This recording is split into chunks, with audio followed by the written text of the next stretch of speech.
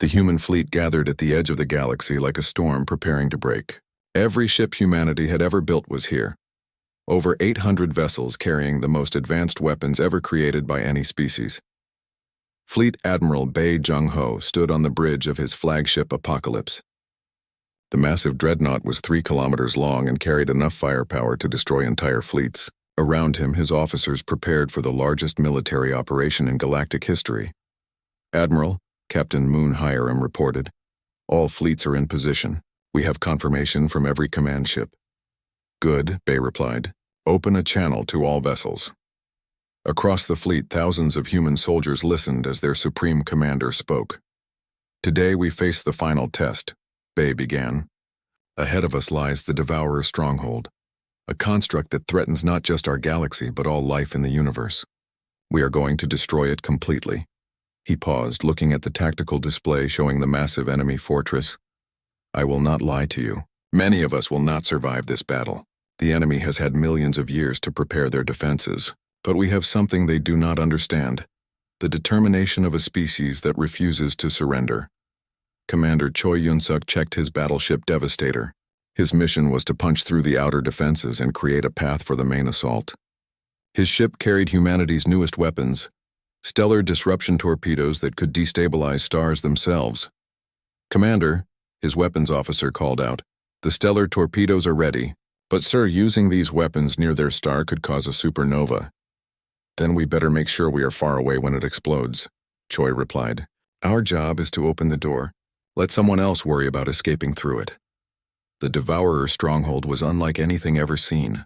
It surrounded a dying red giant star, massive mechanical arms extending from the construct to drain energy directly from the stellar core. The fortress itself was larger than most solar systems, its surface covered with weapons platforms and defensive shields. Captain Lee Ji-ho commanded a squadron of heavy cruisers tasked with destroying the orbital shipyards where new Devourer vessels were built. As his ships approached the target, he could see the true scale of the enemy operation. "My God," he whispered. "They are building ships faster than we can destroy them." His tactical officer pointed at the display. "Sir, those shipyards are constructing a new vessel every few minutes. Each one is made from the processed remains of consumed worlds." "Then we stop the production line," Lee Ji-ho ordered. "All ships target the manufacturing centers. Use the antimatter charges." Dr. Yoon Minji had spent weeks analyzing the stronghold structure, looking for weaknesses. From her position aboard the command ship, she coordinated the assault on the fortress's most critical target. "Admiral Bai," she called out, "I have identified the central core. It is located at the heart of the construct, directly connected to the star. If we can destroy it, the entire Devourer network should shut down." "How do we reach it?" Bai asked. "The core is protected by multiple layers of defenses and shielding. We need a ground assault team to fight their way through the interior structure." Lieutenant Colonel Park Sang-woo volunteered immediately. "I will lead the mission, sir." Bai looked at the young officer. "Colonel, this is a suicide mission. You understand that?" "Yes, sir. But someone has to do it." Park Sang-woo assembled his team from volunteers only. Sergeant Kim Hye-jin, Corporal Shin Jong-guk, and Specialist Oh Min-kyung, all elite soldiers who understood they were unlikely to survive. "Listen carefully," Park Sang-woo told his team. "We are carrying portable antimatter charges. If we can place them at the central core, we can collapse the entire Devourer consciousness." "What about extraction?" asked Kim Hye-jin. "There probably will not be one. Our job is to complete the mission. Someone else can worry about getting home." The battle began with Commander Choi Yun-suk's assault on the outer defenses. His stellar disruption torpedoes struck the Devourer weapons platforms, tearing holes in their defensive line. "Direct hit," his weapons officer reported. "Their outer shields are collapsing." "All ships advance," Choi ordered. "Create a corridor for the main assault." Admiral Kwon Jae-wook's stealth fleet appeared throughout the stronghold, attacking command nodes and communication centers. His invisible ships carried gravitational weapons that could tear apart the massive construct's support structures. "Target the connection points," Kwon commanded. "If we can separate sections of the fortress, we can isolate their defensive systems." Captain Bang Soo-min made the first sacrifice of the battle. Her heavy cruiser Defiance was badly damaged by Devourer return fire, but she was in position to destroy a critical power relay. "All hands abandon ship," she ordered. Set collision course with the power station. Captain, her first officer protested. We can still retreat. No, Bang Suman replied. Our mission is more important than our lives. Execute ramming speed. The Defiant smashed into the power relay at full speed, its nuclear reactors detonating on impact. The explosion destroyed a section of the stronghold's energy grid, creating a gap in their defenses. General Hong Xiong-jin coordinated the ground assault as human boarding parties fought through the interior of the construct. What they found inside was a nightmare of mechanical corridors filled with the sounds of millions of captured minds. All teams, push forward, Hong commanded. Ignore the screams. Focus on the mission. The Devourer interior defenses were unlike anything humans had faced. Walking factories spawned combat units continuously. Energy fields dissolved matter at the molecular level. Weapons that attacked on the quantum level tried to break apart the human soldiers' atoms. But humanity fought with the desperation of a species facing extinction. Every soldier knew that failure meant not just their own death, but the end of all organic life in the universe. Lieutenant Colonel Park Sang-woo's team reached the Central Core after 6 hours of continuous fighting. Half his soldiers were dead, and the survivors were running low on ammunition. There it is, whispered Sergeant Kim Hyejin.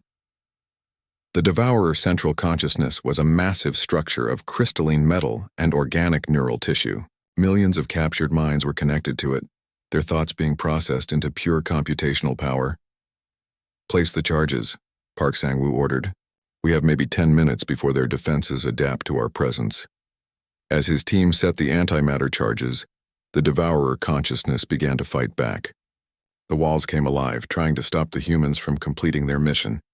Corporal Shin Jong-guk was grabbed by mechanical tendrils. Colonel, I cannot break free. Set your charge and activate it manually, Park Sang-woo ordered. Do it now. Shin Jong-guk detonated his antimatter charge while still held by the enemy. The explosion tore through the Central Core's outer shell, but he was vaporized instantly.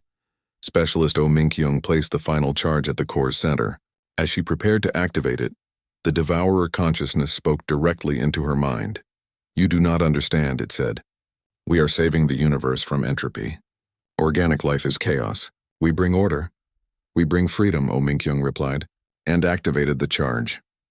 The antimatter explosion at the heart of the Devourer consciousness created a chain reaction that spread throughout the entire stronghold. As the central processing unit collapsed, every Devourer unit in the galaxy suddenly stopped functioning. But the team's sacrifice was not over. Sergeant Kim Hyejin was the only one left alive, and the stronghold was collapsing around her. Command, this is Sergeant Kim, she transmitted. Mission accomplished. Central Core destroyed. Tell Earth that we did our job. Her final transmission reached Admiral Bay just as the entire Devourer construct collapsed into the dying star. The explosion was visible from across the galaxy. A new supernova announcing the end of the mechanical threat. All ships, retreat to minimum safe distance, Bay ordered. The mission is complete. As the human fleet watched the destruction of the Devourer stronghold, communications channels across the galaxy filled with confused reports. Every Devourer unit, from the smallest drone to the largest mothership, had simply stopped working. The nightmare was over. The galaxy was free, but as Fleet Admiral Bae Jung-ho looked at the casualty reports, he knew the cost had been enormous. Thousands of human soldiers had died to save species that had never wanted their help. Sir, Captain Moon Hiram asked quietly, what do we do now? Bae Jung-ho thought about the question. Humanity had proven itself as the galaxy's ultimate weapon. The question now was whether they would be its protector or its new threat. Now, he said finally, we go home and decide what kind of galaxy we want to live in. News of humanity's victory at Zerion spread across the galaxy like wildfire. Species that had been running in terror suddenly stopped to listen. The impossible had happened. Someone had defeated the Devourers. Fleet Admiral Bae Jung-ho stood in the command center of the newly constructed Starbase Victory.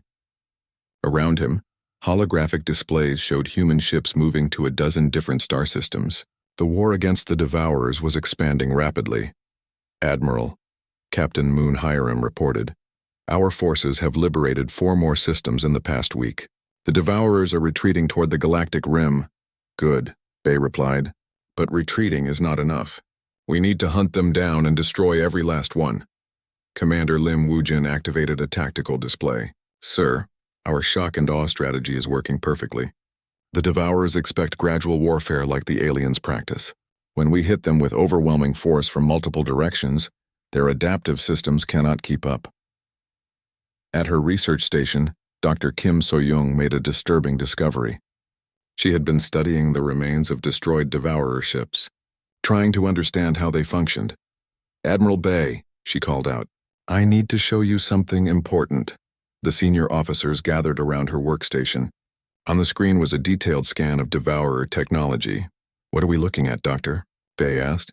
"This is a neural processing unit from a Devourer command ship. Look at these patterns."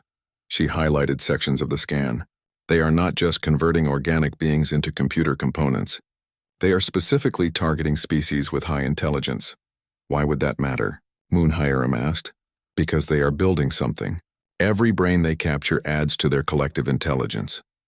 They are not just consuming matter for energy. They are stealing the accumulated knowledge of entire civilizations." Commander Lim Wujin studied the data. "Doctor, what happens if they capture enough intelligent minds?" "I do not know. But based on these patterns, I believe they are working towards some kind of ultimate goal, something that requires vast amounts of cognitive processing power." Colonel Jiang Minjie led deep reconnaissance missions into Devourer-controlled space.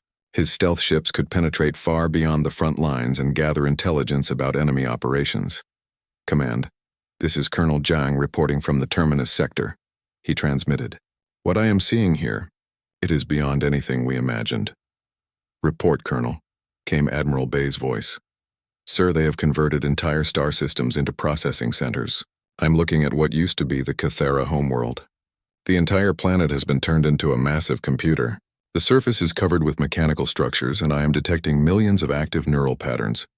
"Survivors?" Bay asked. "No, sir. Not survivors. Prisoners. The entire population of Cathera, over 8 billion people, are still alive, but they have been connected to the machine. Their minds are being used as biological processors." The transmission was met with silence. Finally, Bay spoke. "Colonel, can they be saved?" "Unknown, sir. The integration appears to be extensive. Even if we could disconnect them, I do not know if their minds would still be intact." General Yang Sung-wan implemented new protocols based on this intelligence. If the Devourers were converting entire populations into biological computers, then every rescue operation became a mercy mission. "All commanders, listen carefully," Yang announced during the daily briefing. "We are no longer just fighting to destroy enemy ships. We are fighting to prevent the enslavement of every intelligent being in the galaxy." "What are our new rules of engagement?" asked Commander Yoon Tae-hyun. "Total war," Yang replied. "Every Devourer installation must be completely destroyed. We cannot risk allowing them to escape with captured minds. Better to destroy a processing center than to let millions of people remain enslaved." Admiral Park Dong-hyuk commanded the Second Human Fleet in the liberation of the Zephyrian homeworld. The planet had been under Devourer control for only 3 days, but the transformation was already beginning. "All ships, commence orbital bombardment," Park ordered. "Target every mechanical structure on the surface." "Admiral," his operations officer warned, "there are still Zephyrian civilians down there." "I know," Park replied grimly. "But if we do not act now, those civilians will become part of the Devourer collective. We cannot save everyone, but we can prevent them from being turned into weapons against us." The bombardment lasted 18 hours. Human ships used precise targeting to destroy Devourer construction sites while avoiding population centers. It was brutal work, but necessary. When the battle was over, the surviving Zephyrians sent a message to the human fleet. "Admiral Park, we understand why you did what you did. Thank you for saving us, even though your methods terrify us." Park's response was honest. "We are not here to be liked. We are here to win. If you want gentle saviors, you chose the wrong species." Captain Ryu Jae-hyun made the most important discovery of the war. His long-range scout ship Pathfinder had been tracking Devourer fleet movements for weeks. Finally, he found what he was looking for. "Admiral Bay, this is Captain Ryu. I have located the primary Devourer stronghold." "Report, Captain." "Sir, it is located at coordinates 235.7 by 891.2 in the outer rim. But Admiral, this is not just a base. It is a construct the size of a solar system." "Explain." They have built a massive structure around a dying star. The construct appears to be extracting energy from stellar collapse events. Sir, I believe they are artificially accelerating the death of stars to power their operations. Intelligence Director Song Yeon-woo analyzed the data from Captain Ryu's reconnaissance. What she discovered changed everything humanity thought they knew about the war. Admiral, she reported, the Devourer stronghold is not just a military base. Based on energy output calculations, it is designed to consume the entire galactic core. What does that mean? Bay asked. They plan to collapse every star in the galaxy's center into black holes, then use the resulting energy to power expansion fleets. They are not just trying to conquer our galaxy. They are preparing to launch attacks on other galaxies. The scope of the threat finally became clear.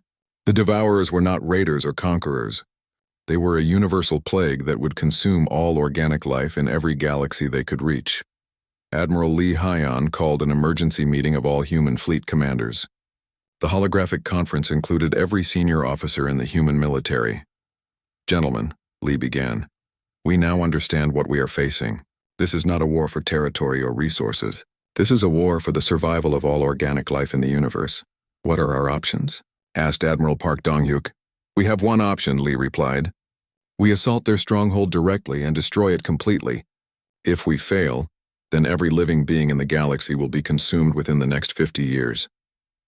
Fleet Admiral Bae Jung-ho studied the tactical data. Admiral Lee, that stronghold is protected by thousands of Devourer ships. Even our entire fleet might not be enough. Then we make sure it is enough, Lee answered. We use every weapon we have. We take every risk necessary. Because if we lose this battle, there will not be another chance. Commander Yoon Tae-hyun raised his hand. Sir, what about the aliens? Will they help us? Lee Hyon smiled coldly. Commander, the aliens have spent the last month watching us destroy their enemies with weapons they consider too cruel for warfare. They are more afraid of us than they ever were of the Devourers. But they will benefit if we win, Captain Shin Bo-young pointed out. Yes, they will. And they will hate themselves for being grateful to us. But that is a problem for after the war. The meeting ended with a single decision. Every human ship would be recalled for the final assault. Earth's entire military would be committed to one battle. As the officers prepared to leave, Lee Hyon stopped them with one final thought. Remember why we are doing this. Not for the aliens who locked us away. Not for gratitude or recognition. We are doing this because if we do not, then everything that lives and thinks and dreams in this galaxy will die. And if we do win, asked Lieutenant Kang Ji-young. Lee Hyun's expression was grim. Then we will have proven that sometimes monsters are exactly what the galaxy needs. The human fleet dropped out of hyperspace at the edge of the Xerion system. What they saw made even the veteran soldiers stop and stare. The Xerion star was dim, covered by massive mechanical structures that were draining its energy. 3 planets that once held billions of alien lives were now gray and lifeless. Enormous ships, each one the size of a small moon, moved slowly through the system like metal whales feeding on the remains of civilization. My God, whispered Captain Park Jawan from the bridge of the Indomitable. They consumed everything. Admiral Lee Hyon studied the tactical display. Over 400 Devourer ships filled the system. They moved in perfect formation, their hull patterns shifting like living metal. Near the 4th planet, a few dozen alien ships were making a desperate last stand. Sir, the communications officer called out, I am receiving a transmission from the surviving Galactic Council forces. Put it through. The voice that filled the bridge was filled with terror. Unknown human vessels, this is Fleet Commander Veltar of the Galactic Defense Force. We are being overwhelmed. Our weapons cannot penetrate their adaptive shields. They learn from every attack and become immune to our tactics. Lee Hyon opened a channel. Commander Veltar, this is Admiral Lee Hyon of the Human Defense Fleet. We are here to end this battle. Pull your ships back and let us work. Admiral, you do not understand. These machines adapt to every weapon we use. After the first few shots, our energy beams become useless. Their armor evolves to stop our attacks. Commander, Lee Hyon said calmly, your weapons are designed to disable and capture. Ours are designed to completely destroy. There is a difference. Lee Hyon closed the channel and turned to his fleet commanders. All ships engage immediately. Commander Yoon, take your dreadnought and hit their largest vessels. Captain Shin, use your stealth ships to find their command units. Lieutenant Kang, prepare your special weapon, but do not use it until I give the order. The human fleet spread out and attacked. Commander Yoon Tae-hyun's dreadnought. Ragnarok charged directly at 3 of the largest Devourer ships. These were the motherships, massive vessels that served as mobile factories for creating new Devourer units. All weapons, target the lead ship, Yoon ordered. The Ragnarok's main guns fired. Instead of energy beams like the aliens used, they launched solid metal rods at incredible speeds. The kinetic projectiles hit the Devourer ship with the force of nuclear weapons. The enemy ship's adaptive armor began to change, trying to deflect the attack. But there was nothing to adapt to. The human weapons were just very fast chunks of metal. Physics could not be changed or evolved around. Direct hit, called out the weapons officer. Their hull is cracking! Fire again. All guns. The second volley tore the massive Devourer ship in half. For the first time in their existence, the machines had encountered something they could not adapt to. Simple, overwhelming physical force. Captain Shin Bo-young's stealth frigates appeared behind a group of smaller Devourer vessels.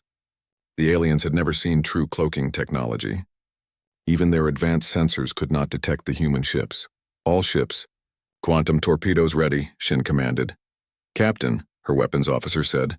The aliens said these machines adapt to attacks. What if they adapt to our torpedoes? Then we will find out if they can adapt to having their atoms scattered across space. The stealth ships fired simultaneously. 24 quantum torpedoes struck the Devourer formation. The weapons did not just damage the ships. They broke apart the basic structure of matter itself. The enemy vessels simply disappeared. There was nothing left to analyze or adapt to. They had been reduced to elementary particles. Targets destroyed, reported the weapons officer. The quantum field disrupted their entire molecular structure. Find more targets, Shin ordered. Let us see how many ships we can destroy before they figure out where we are. Lieutenant Kang Ji-young watched the battle from her experimental ship Nemesis. She was waiting for the right moment to use humanity's most dangerous weapon. Lieutenant, her science officer called out, the Devourer ships are starting to group together. They are forming a defensive sphere around their largest vessel. Kang studied the formation. Over 100 Devourer ships had clustered together, their overlapping shields creating a nearly impenetrable barrier. It was a smart defensive move. It was also exactly what she had been waiting for. All crew, prepare for black hole activation, she announced. Distance from target formation? 5 kilometers, Lieutenant. Perfect. Activate the singularity generator. The Nemesis created something that should not exist, an artificial black hole. The gravitational field appeared directly in the center of the Devourer formation. Physics took over. The intense gravity began pulling everything toward the center point. The Devourer ships, each weighing millions of tons, were dragged into the collapsing space like toys being sucked down a drain. Jump us out of here now, Kang ordered. The Nemesis disappeared just as the black hole expanded. In 30 seconds, over 100 Devourer vessels were compressed into a point smaller than an atom. Dr. Park Sung-min monitored alien communications from the Indomitable. As humanity's expert on alien psychology, he was listening to something that had never been recorded before. Devourer fear. Admiral, he reported, the Devourer communication channels are filled with confusion. They are trying to analyze our attacks, but they cannot understand how to defend against them. What do you mean? Lee Hyun asked. Their collective intelligence is based on learning and adapting, but you cannot adapt to a black hole. You cannot evolve immunity to having your atoms scattered. For the first time in their existence, they are encountering problems they cannot solve. On the screen, the remaining Devourer ships were retreating, not withdrawing tactically, actually running away. Major Han Yujin led boarding parties onto damaged Devourer vessels that had been disabled by human attacks. What his teams found inside the ships was horrifying. Admiral, he reported over the radio, these ships are not just machines. They have organic components, thousands of them. Explain, Major. Sir, they have been capturing alien civilians and converting them into biological computers. Their brains are being used to enhance the Devourer intelligence network. Lee Hyun's expression grew cold. Major, new orders. No Devourer ship is to be left intact. If there are prisoners inside, we will try to save them. But every Devourer unit must be completely destroyed. Understood, sir. We will make sure nothing remains. Sergeant Lee Chae-young's assault teams used plasma cutters and antimatter charges to systematically destroy every piece of Devourer technology they could find. Where alien forces had tried to capture enemy ships for study, humans focused on complete annihilation. "Sergeant," one of her soldiers called out, "we found something. This looks like a communication array." "Blow it up," Lee Chae-young ordered. "We are not here to capture anything. We are here to make sure these things never hurt anyone again." The Battle of Zarian lasted 6 hours. When it was over, every Devourer ship in the system had been destroyed. The surviving alien vessels watched in stunned silence as human forces methodically hunted down every last enemy unit. Fleet Commander Veltar sent a message to the human fleet. "Admiral Lee Hyun, we do not understand. How did you defeat them so easily? Our weapons were useless." Lee Hyun's response was broadcast to every ship in the system. "Commander, your weapons are designed to capture and study. Our weapons are designed to kill. When facing an enemy that cannot be reasoned with, sometimes killing is the only option." As the human fleet prepared to leave Zarion, Lee Hyun opened a channel to the entire galaxy. "This is Admiral Lee Hyun to all Galactic Council forces. We have engaged the Devourers and achieved complete victory. We are now moving to liberate the next system under attack. Any Devourer forces listening to this transmission should know, we are coming for all of you." The message spread across the galaxy faster than light speed. For the first time since the Devourer invasion began, the alien species had hope. They also had a new fear. What would happen when humanity finished destroying their enemies? Dr. Choi Min-seo walked through the massive weapons bay of the Earth Defense Station. Behind her, Admiral Lee Hyun and Colonel Kim Do-hyun followed, their faces serious as they looked at the instruments of war that humanity had been building for 3 centuries. "Admiral," Dr. Choi said, stopping in front of a sleek black torpedo. "While the galaxy was developing humane energy weapons, we focused on results. This is a quantum torpedo. It attacks matter at the atomic level. The aliens banned these weapons 200 years ago as too destructive." Lee Hyun nodded. "How many do we have?" 50,000, sir. Enough to destroy a small fleet." They moved to the next display. A massive cannon sat mounted on a rotating platform. It was longer than most alien ships. "This is a kinetic bombardment system," Dr. Choi explained. "It fires metal rods at 90% of light speed. When they hit a target, the energy release is equivalent to a nuclear weapon.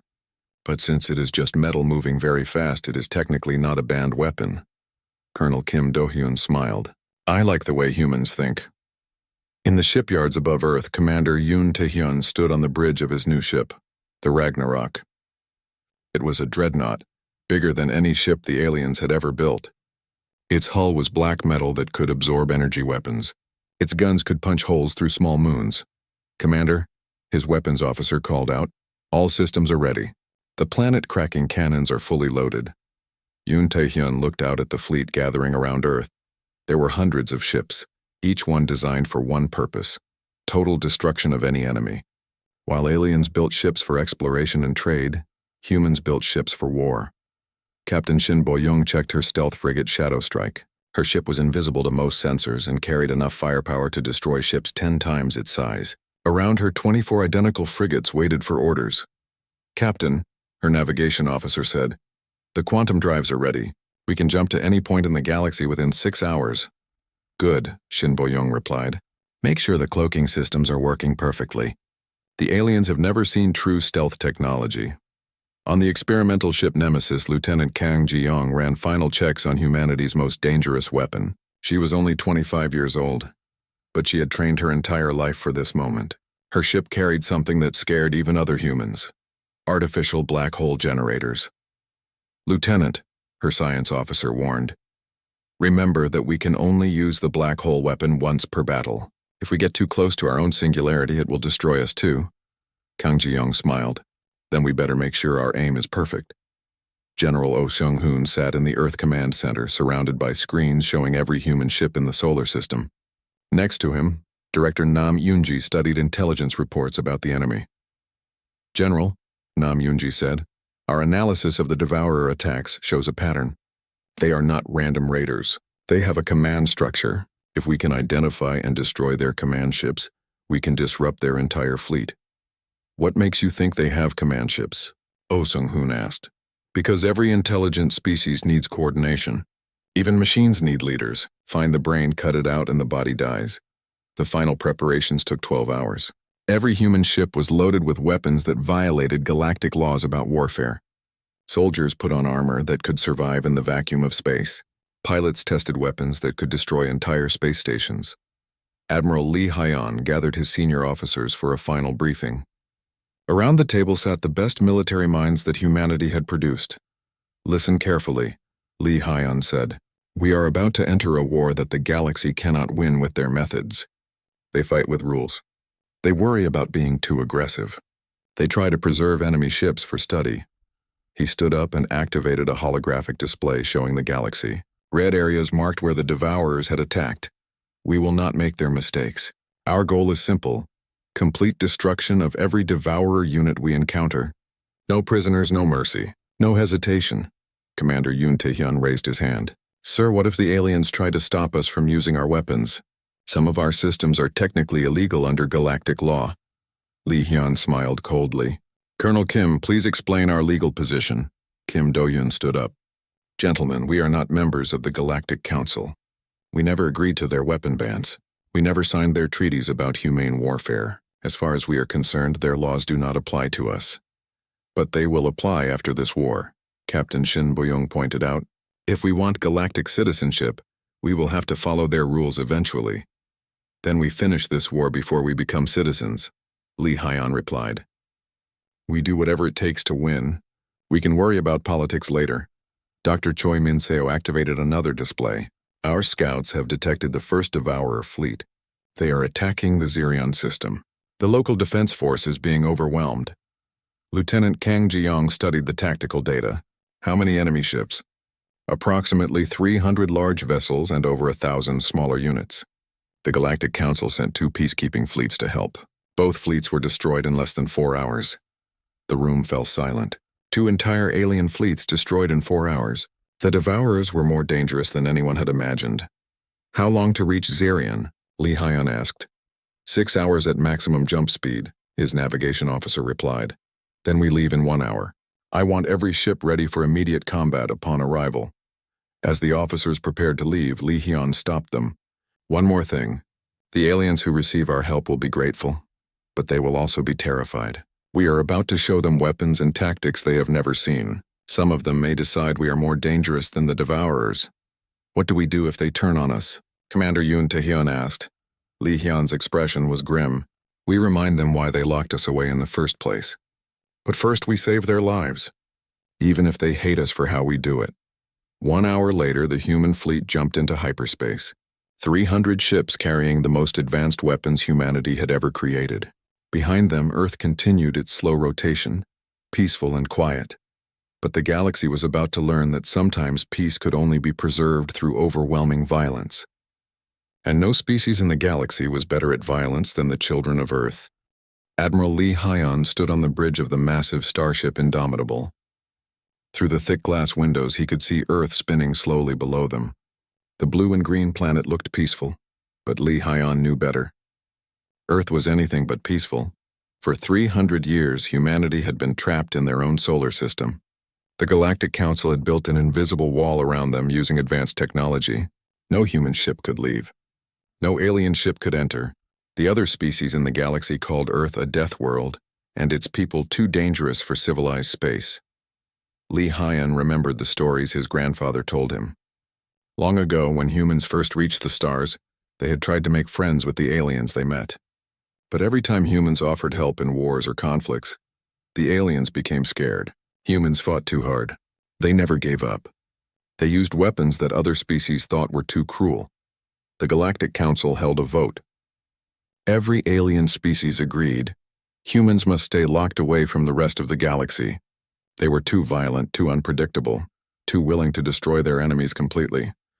So humanity stayed home and waited. They built bigger ships. They made stronger weapons. They trained harder soldiers. If the galaxy wanted to call them monsters, then they would be ready to act like monsters when the time came. The time came on a Tuesday morning. Captain Park Ji-won was working in her laboratory when the alarm started ringing. She ran to the bridge where Lee Hyan was staring at a screen with a confused look on his face. "Admiral, Park Ji-won said. What is that signal?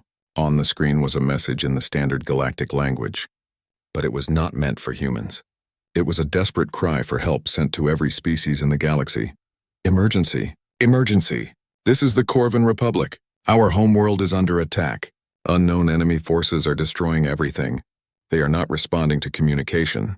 They are consuming our cities. Please help us. Anyone who receives this message, please help us. Lee Hyon turned to his communications officer. Get me more details about this signal. The officer worked quickly. Sir, the signal is being broadcast on all emergency channels. It is not just from the Corvin Republic. I am detecting similar distress calls from at least 6 other star systems. Park Ji-won pulled up a map of the galaxy on her tablet. She pointed to several red dots that were blinking. These are the systems sending distress calls. They are all on the outer edge of the galaxy. Colonel Kim Do-hyun walked onto the bridge. He was the head of Earth's military forces, a tall man with scars on his face from training accidents. Admiral, our deep space sensors are picking up massive energy signatures moving through those systems. Whatever is attacking them is big. More messages started coming in. The aliens were panicking. Their peaceful weapons were not working. Their diplomatic attempts were being ignored. Ships were being destroyed faster than they could retreat. This is the Galactic Council Emergency Command, came another transmission. All member species are ordered to evacuate the outer systems. Repeat, all civilian populations must move toward the galactic core immediately. Unknown hostile forces are advancing rapidly. Lee Hyon listened to message after message. The aliens were running away. The same species that had locked humanity away for being too dangerous were now facing something they could not fight. Dr. Choi Min-seo, Earth's chief science officer, burst into the bridge carrying a data pad. Admiral, I have been analyzing the enemy signatures. These ships are massive. Each one is the size of a small moon. They appear to be mechanical in nature, not organic life forms. Machines? Park Ji-won asked. Yes, but not like any machines we have seen before. They seem to be consuming matter and converting it into energy in new ships. They are literally eating planets and turning them into more of themselves. Colonel Kim Do-hyun crossed his arms. Sounds like a problem that needs a military solution. Another emergency broadcast filled the bridge. This one was from the Galactic Council's High Command. Attention all species.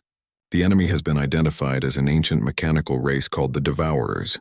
They have awakened from somewhere beyond the galactic rim. Our peacekeeping fleets have been unable to stop their advance. We are requesting immediate military assistance from any species capable of combat operations. Lee Hyon almost laughed. Military assistance? From the species they told us were too peaceful for war? The transmission continued. Any species that can provide effective military aid will be granted full galactic citizenship and territorial rights in the liberated systems. This is not a request. This is a desperate plea for survival. Park Ji-won looked at Lee Hyon.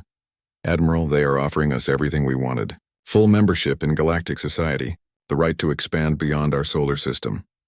In exchange for fighting their war, Kim Do-hyun added, a war against machines that eat planets. Lee Hyun thought about it for a moment. For 3 centuries, humans had been preparing for exactly this kind of fight. While the aliens focused on trade and diplomacy, humans had been building weapons of war. Every human child learned that in a dangerous universe, only the strong survive. Sir, the communications officer called out, I am receiving reports that 3 more star systems have gone silent. The Devourers are moving faster now.